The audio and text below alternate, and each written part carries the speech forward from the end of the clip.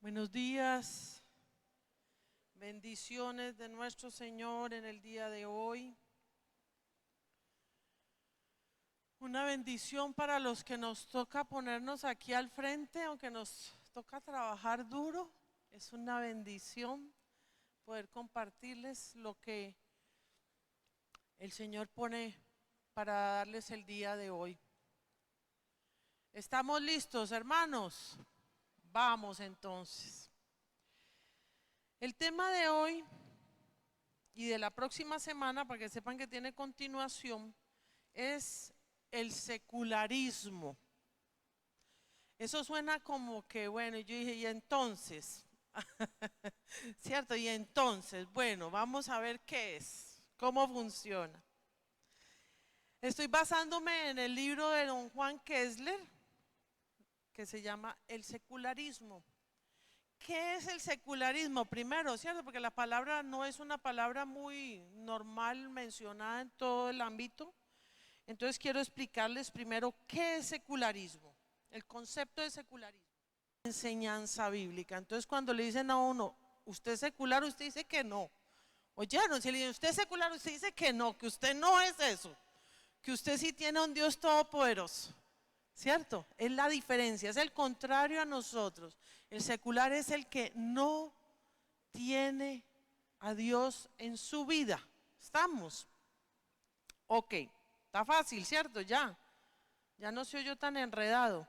El significado de secular, que eso es el término, digamos, de diccionario bíblico, que es el que les acabo de explicar, fue transformado, su significado tomó un valor diferente en el modernismo y después en el posmodernismo. ¿Qué fue en el modernismo? El modernismo fue siglo XIX, donde la gente empezó a decir, bueno, yo acepto y creo en lo que es, en lo que se pueda probar científicamente. Ya ahí tiene un problema la fe, ¿cierto? Porque científicamente no es probada. Entonces empezó un tiempo diferente en la fe, que la gente solo creía ver el sol, pues sí lo ve, entonces creen en el sol y porque el sol tiene un tamaño y está a tal distancia, qué sé yo, entonces sí creen que eso es el sol. Pero las cosas que no se podían probar no se creían, no hacían parte de su vida. Y en el posmodernismo, o sea, posterior a ese tiempo, que fue la segunda mitad del siglo XX, ya la gente, pues parte estaba alejada de las cosas de Dios. Y ahorita vamos a ver, y por eso les digo, tengo una mezcla en dos Ivets me tocan a mí. Hay unas cosas que las manejo hoy, otras en la próxima semana, donde vamos a ver qué es lo que pasó en esos tiempos. Creo que está ahorita más adelante. Entonces, ¿qué pasa? Pasa al posmodernismo y la gente ya se había alejado de Dios, ¿cierto? ¿Por qué? Porque no creían sino en lo que se podía probar científicamente. Y en el posmodernismo la gente que quería regresarse de alguna manera al cristianismo, a sus creencias anteriores, había unos pensamientos que los frenaban, cosas como los valores universales. ¿Qué son los valores universales? Que por ejemplo la Iglesia Católica dijo que el Papa era ¿cierto? El representante de Dios en la tierra. Y usted tenía que creerlo, punto. ¿Estamos de acuerdo? Punto, no hay ni que más o menos. Entonces, al exigirle a las personas que creyeran en esos valores universales, la gente se empezó a alejar de Dios, a tener ese secularismo, ese alejamiento de las cosas de Dios. Entonces, en el posmodernismo, esos valores universales no los consideraban correctos. Estamos hablando, digamos, 1950 en adelante. ese posmodernismo, más o menos segunda mitad del siglo XX. Cada uno podía escoger lo que le parecía. Yo no sé si me están oyendo a lo que estamos viviendo hoy en día, ¿cierto? Más o menos, cada uno escogía la verdad que le convenía. Creo que estamos todavía por ahí, ¿cierto? La gente está en, es que a mí me parece, y entonces no hay esos valores universales, esos valores universales se perdieron, que eran esas normas y esos dogmas obligatorios, por decirlo de alguna manera. Eso se perdió. Por eso hay secularismo. ¿Me estoy haciendo entender? ¿Sí? Ok. Entonces cada uno escogía lo que quería, se veía a Dios como creador, pero no como parte de sus vidas, porque uno diría, bueno, creador, uno con solo ver cada hoja, cada animalito, el aire, los aviones, yo no sé, a mí me encanta ver un avión volando porque digo, eso pesa toneladas de toneladas de toneladas y va como si nada, ¿cierto? Un avión. ¿Mm? Pero una cosa era creer en Dios y otra hacerlo parte de sus vidas. No era parte de sus vidas. Entonces sí había un creador. La naturaleza, el agua. Yo digo, el agua, yo decía chiquitita que los ríos bajaban, ¿cierto? Y los ríos normalmente van al revés, digamos en América, ¿cierto? Van para arriba. Yo vivía en Colombia, entonces decía, el río se mete el mar y va entrando el agua, se la van tomando y se va acabando. ¿Me entendieron? Eso era científico, ¿cierto? Eso era lo que yo creía chiquitita. Lógicamente pues es al revés, ¿cierto? El río va hacia el mar. Entonces, ¿qué pasaba? Creían lo que pudieran ver únicamente. Se negó la intervención de Dios, sí, como un creador, lo entendía, pues tenía que haber un Dios. No estamos diciendo nuestro Dios, había un Dios creador, pero no lo hacían parte de sus vidas. Y negaban que tuviera que ver con las cosas de la tierra. O sea que no había ninguna conexión. Lo hizo, pero Él no trabaja aquí, no hace nada aquí. Estamos en posmodernismo. Cada uno se volvió un Dios. Yo digo, hasta me duele lo que estoy enseñando porque es que nos vemos hoy en lo que está viviendo la tierra hoy en día. ¿Qué pasa? Cada uno es un Dios, lo que él cree. Usted conoce gente que no es del Señor, ¿cierto? ¿Y qué pasa? Siempre tenemos ahí un choquecito, ¿cierto? Y dice, pero mira, es que esta persona cree esto y el otro, pero ¿de dónde sale eso? Porque nosotros estamos en la fe, ellos no. Entonces hay infinidad de creencias y de cosas aceptadas que son para ellos. Entonces su creencia, cada uno tiene su creencia. Entonces el secularismo ha sido una filosofía tolerante que acepta cualquier convicción, cualquier creencia. O sea, a nadie le importa hoy en día si cree esto o el otro, o me equivoco, empezando por nosotros. No andamos muy preocupados por lo que está pasando en esas personas, que es parte del llamado del Señor. ¿Estamos realmente preocupados por ellos? ¿Por los que están creyendo lo que eras por fuera? No sé si lo estamos viviendo de esa manera. Ok. Vamos a ver ahora como segunda parte el significado de mundo. Ya les dije que secular es de mundo, ¿cierto? Mundano, alejado de Dios, la persona que vive la vida loca de Ricky Martin. Ok. El mundo tiene dos formas de expresión en la Biblia, ¿cierto? Y hay que tener mucho cuidado porque uno dice, no, pero es que ahí dice mundo y mundo. Sí, pero mundo, ¿de cuál mundo están hablando? Entonces vamos a ver que ese mundo lo vamos a encontrar de dos formas en el Nuevo Testamento. Primero, el que va en contra de Dios, hablando del mundo que va en contra de Dios. Dice Juan 14:30, no hablaré ya mucho con vosotros porque viene el príncipe de este mundo. ¿Quién? El príncipe de este mundo. Ese no es el mundo de Dios, ¿cierto? Es el mundo del diablo, el mundo malo. No puede el mundo aborreceros a vosotros, mas a mí me aborrece porque yo testifico de él que sus obras son malas. ¿De quién son obras malas? Del mundo, ¿cierto? Entonces está hablando la parte negativa del mundo, la arrogancia humana contra Dios, ese mundo.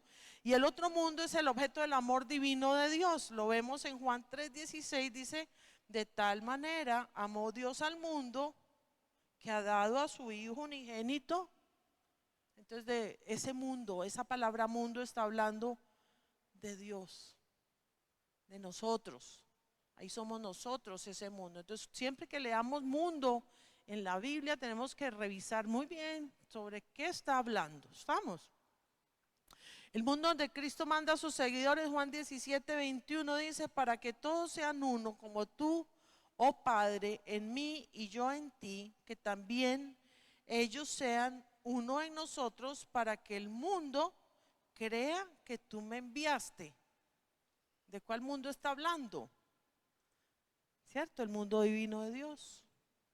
Y en Juan 17:18 dice también, como tú me enviaste al mundo, así yo los he enviado al mundo. Cristo vino al mundo, ¿cierto? Vino al mundo.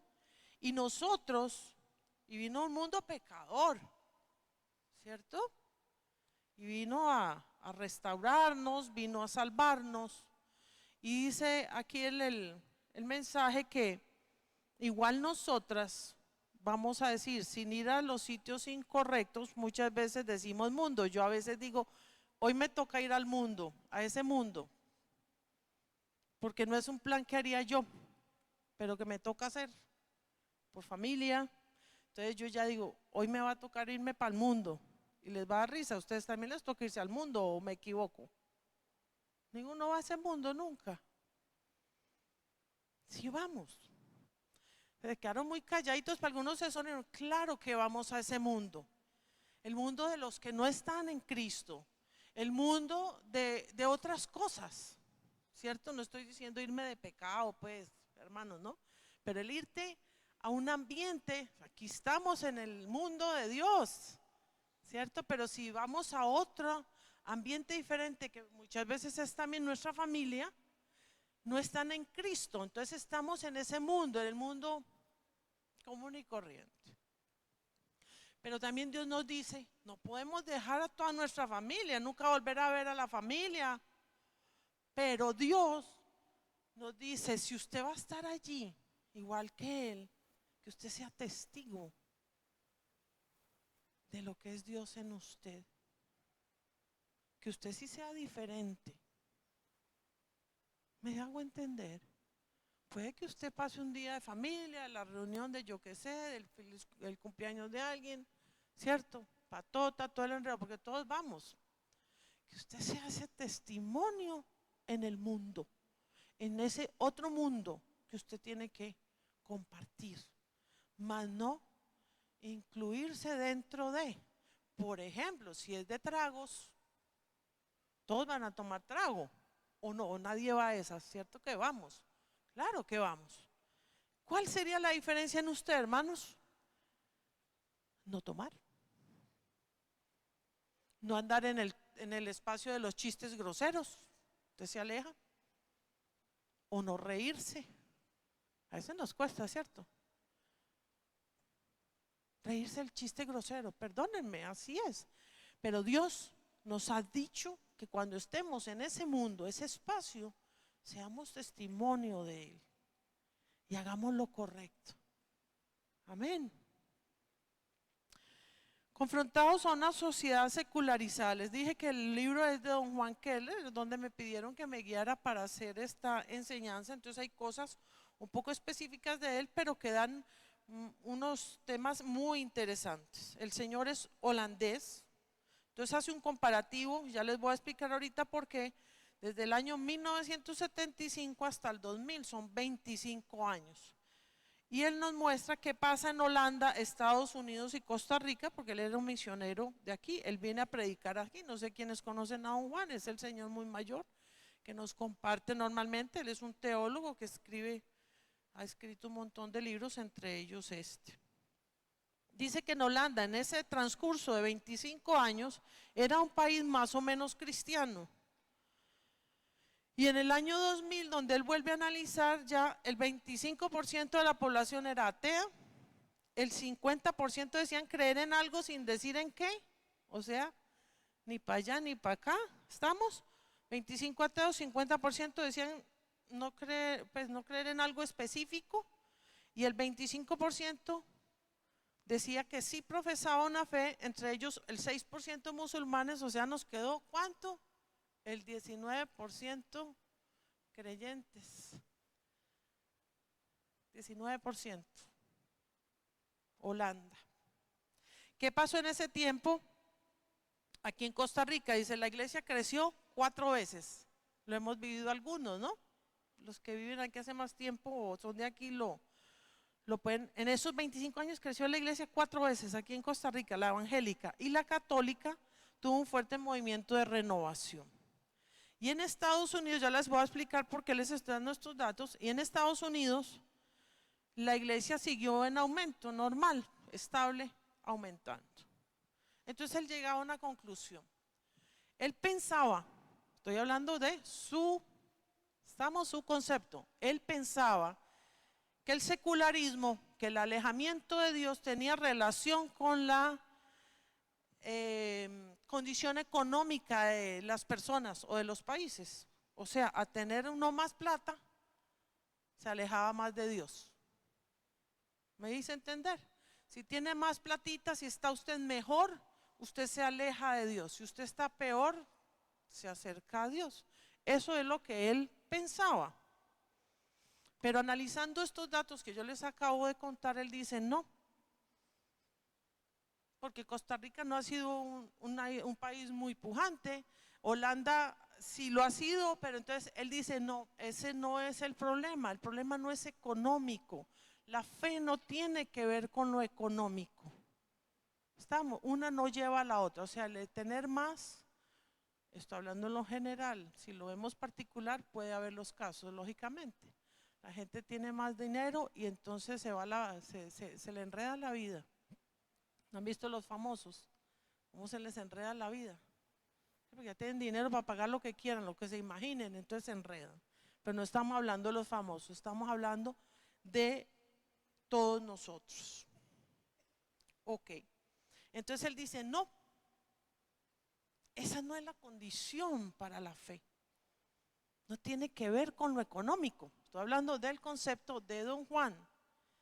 Y se pone a analizar y dice, no, la causa del secularismo, de ese alejamiento de Dios es por los errores de la iglesia. Y estamos hablando de la iglesia católica y de la iglesia protestante, que somos nosotros parte de ella.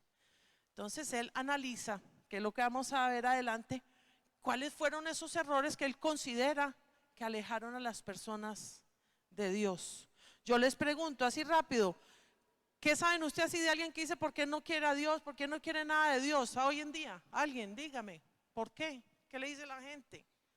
Porque es que hay mucha maldad en la tierra. O no lo han dicho, entonces yo no creo en Dios. ¿Qué más? Duro.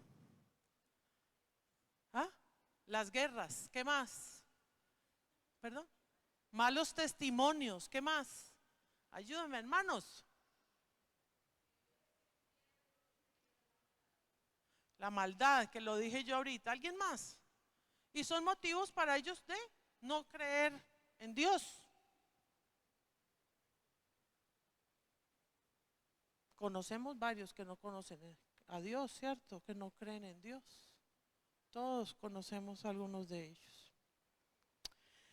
Ok, entonces él nos va a contar ahorita, por medio mío, don Juan Keller, digo yo, cuáles fueron esos errores de la iglesia, de las iglesias, para poderlos, porque unos son de unas, otras son de otras, que él considera que hizo que se alejara la gente de las iglesias. Primer error, imponerse a la sociedad. Antes la religión no era opción, era obligación. Usted tenía que creer, punto. Como les dije ahorita el ejemplo, usted tenía que creer en eso, ni hable de otra cosa porque eso es así y punto. Entonces, esa reacción de la sociedad a esa obligación fue para él el inicio de ese alejamiento. ¿A quién nos gusta que nos obliguen a algo? A nadie, ¿cierto? Nosotros creemos en Cristo por fe, por amor, pero no es una obligación, que es que usted tiene que ir a la iglesia evangélica, usted va al culto. Y usted dirá, oiga, pero ¿qué le pasó? Vea, por allá dijeron un sí, solo que gracias el que dijo que sí. ¿Estamos o no? La imposición de la religión y de las creencias hicieron el mayor daño. El segundo error, el manejo de las finanzas de las iglesias y el vender bendiciones. Hemos oído un poquito de todo esto, ¿cierto? Antiguamente la iglesia cobraba dinero, oro, qué sé yo, joya, lo que fuera, para, en este caso habla de vender obispados vacantes al mejor postor. Y mire lo que dice Hechos 8, 20, 23. Entonces Pedro le dijo, tu dinero perezca contigo, porque has pensado que el don de Dios se obtiene con dinero. ¿Oyeron? Compraban, como si compraras algo, una bendición. Vamos a ver la segunda, dice, compraba, espérate, este era los obispados y había también el pago de los pecados con dinero. ¿Cierto? Primero en sacrificios de animales, en este tiempo que estamos hablando era pagado con plata, o sea, ¿cuánto vale el pecado suyo? No, pues vale 50 colones, y uno, bueno, y 50 más 25 el otro, ¿cuánto leo? 100. No, perdón, se rieron, pero era así, pues más o menos, sí, yo me imagino, bueno, confiésese, Gavisita, cante, tin, tin, sume, me debe 100, para que Dios le perdone sus pecados. Así era. Así era. Entonces él dice, eso fue un gran error de la iglesia. El pedir dinero por pago de los pecados y además que también le traía beneficios espirituales a la familia. O sea, esos 100 pesos era para pagar los pecados y además iba a tener bienestar y Dios le iba a bendecir por esos 100 colones. Claro que fue un error, ¿cierto? Ahí más o menos empezó en ese tiempo la reforma fue Lutero. Lutero era un sacerdote que se puso a estudiar mucho esto y decía, pero ¿cómo así? Esto no es así, ¿dónde está en la Biblia? Eso no dice, la Biblia no dice que cobre por los sí. Para decirlo así rápidamente, y vino la reforma, vino esa lucha de Lutero y se empezó a hacer una nueva condición que no estaba de acuerdo con esas cosas. A Lutero lo sacaron de la iglesia, pero ese es un tema más largo. A Lutero lo sacaron por decir que no era correcto lo que la iglesia estaba diciendo. El tercer error, caso omiso a las amonestaciones apostólicas de conducir disputas con mansedumbre. Segundo de Timoteo 2:24. Porque el siervo del Señor no debe ser contencioso, sino amable para con todos, apto para enseñar, sufrido, que con mansedumbre corrija a los que se oponen, por si quizás Dios le conceda que se arrepientan para conocer la verdad. En ese tiempo que se empezaron a armar, por decir, bandos religiosos, trataban de unirse, trataban de, bueno, conversemos, a ver, ¿y usted qué cree? ¿Y usted qué cree? Bueno, y entonces, bueno, este sí, este no, eso era la locura. Y eso no llevó a nada. Eso llevó a una guerra. Yo esta guerra no la conocía, la aprendí aquí en esto de la guerra religiosa que hubo durante 30 años, ¿la sabían? No. De 1618 a 1648 hubo la guerra de 30 años y murió la tercera parte de Europa Occidental. ¿Me escucharon? ¿Cuánto murió? La tercera parte de las personas de Europa Occidental por religión, porque no se ponían de acuerdo. Entonces, lógicamente, eso hizo un alejamiento. Imagínense cómo quedó Europa, devastado. Las familias, todo, hemos dicho muertos en todas las familias.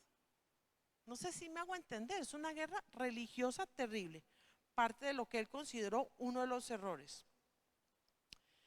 El cuarto error, no involucrar a los miembros de las iglesias en los diferentes aspectos del ministerio cristiano.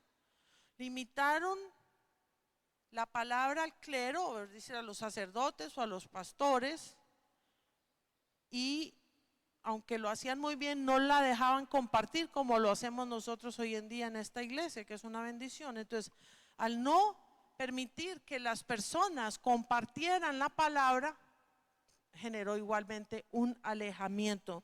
No les permitieron involucrarse en las iglesias. Y ahí estamos hablando más de iglesias protestantes, ¿cierto? Porque la católica todavía no es de involucrar. Nosotros sí.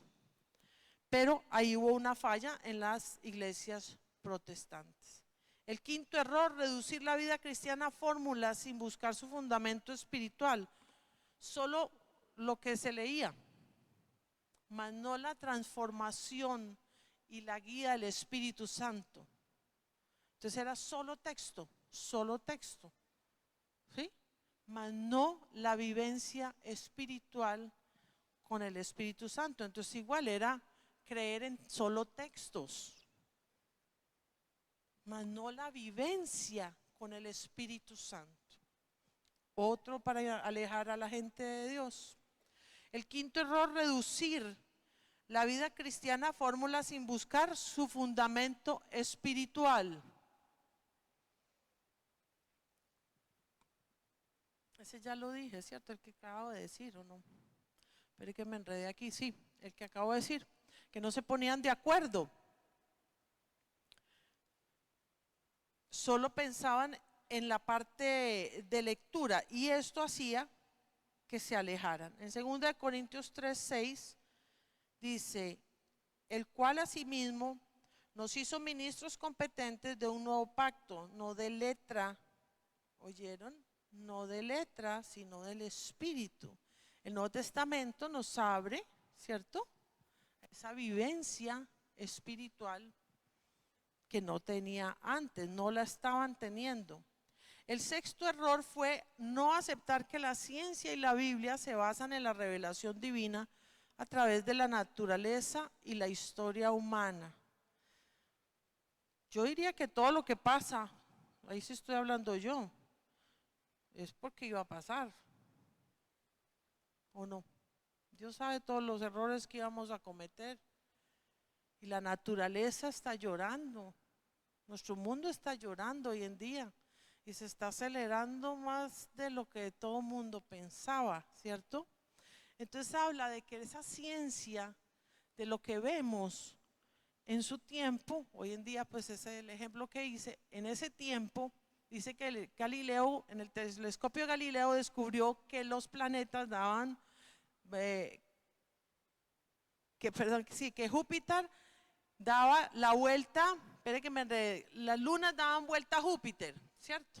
Las lunas le daban vuelta a Júpiter porque lo vio en el telescopio, pero como él no se estaba viendo aquí mismo, entonces él dice, no, entonces la Tierra no es el centro del universo, o sea, lógico, si en Júpiter había una cosa, había algo más, entonces nosotros no éramos el centro del universo como Tierra. Ah, no, el Papa dijo que no, que eso no podía ser, que esa era una doctrina fuera de todo. Entonces lo mandaron a la cárcel, lo encerraron, casa cárcel, porque el concepto no iba a lo que ellos pensaban. No se dejaban, ¿cierto? Ver ni aceptar la condición científica de la religiosa. Otro motivo para que la gente se alejara, porque si lo estamos viendo, ¿cierto? Igual era una prueba científica, ¿por qué no aceptar que sí? Pues que así funcionan los planetas, no es como pensamos. ¿Se acuerdan que la Tierra creían que era plana? ¿Cierto? Lo mismo, pues no, cuando se dan cuenta que era redonda, pues debía haber una aceptación porque se probaba. El séptimo error, pensar que se puede poner en duda la confiabilidad del testimonio bíblico sin debilitar el cristianismo. ¿Qué pasó en esa parte que nos explica don Juanes? Empezaron a analizar, por ejemplo, el texto griego y el texto hebreo, a ver cuál era el que de verdad era, de los básicos de estos tiempos. Entonces, ¿era este o era el otro? Entonces la gente oía eso, no, es que no saben si es este o es el otro. ¿Usted qué pensaría? Si, no, es que hay como dos Biblias o yo qué sé, y entonces esta es una, pero no saben cuál es la que es de verdad. Me hice entender, ¿cierto? Sencillo. Decían que, digamos, el Pentateuco no había sido escrito por Moisés, sino que eran autores desconocidos. Entonces igual, desvirtuaban, ¿cierto? El dato de que Moisés era el autor de los 5 libros del Pentateuco. Posteriormente se hizo una revisión del Nuevo Testamento donde quitaron muchas cosas que consideradas sobrenaturales y las dejaron como una enseñanza de moralidad. Estamos hablando ya de la palabra. Entonces dice, ¿cómo va usted a andar revolcando la palabra sin que afecte su creencia? ¿Me hice entender? ¿Cierto? Otro error de la iglesia, empezar a toquetear y a desvirtuar cosas de la palabra del Señor. Para cerrar el día de hoy, la necesidad de evitar el desarrollo del secularismo en las iglesias y en nosotros. ¿Qué puede hacer la iglesia? ¿Qué podemos hacer nosotros? El Señor me ponía mucho esta mañana, esta parte es preocuparnos por eso. ¿Estamos preocupados porque la gente no sea salva? ¿Estamos preocupados? Yo me puse de primera, lógico, porque a mí fue la que me dijo. ¿Estás preocupada por los que no están siendo salvos hoy? Y si usted mira su vecino al frente, su vecino al lado, su amiga, su amigo, ¿usted está preocupado porque él no sea salvo? Wow. Ahí yo digo el balde de agua fría que nos tira el Señor el día de hoy. ¿Estamos preocupados? ¿Y qué es el resultado de una preocupación? Pues hacer algo. Hacer algo. Invitarlo, llamarlo, compartir. Invitarlo a las cosas especiales. Esta iglesia tiene demasiadas cosas donde ustedes pueden invitar a personas que sin necesidad de usted irle a llevar a Cristo así de una, usted puede ir atrayéndolo para que el Señor haga la obra en él, porque no es usted, es el Señor y el Espíritu Santo. Entonces les dejo esa preocupación para que la tengamos en nuestro corazón y continuamos la otra semana con el tema del secularismo, hermanos. Dios los bendiga. Muchas gracias.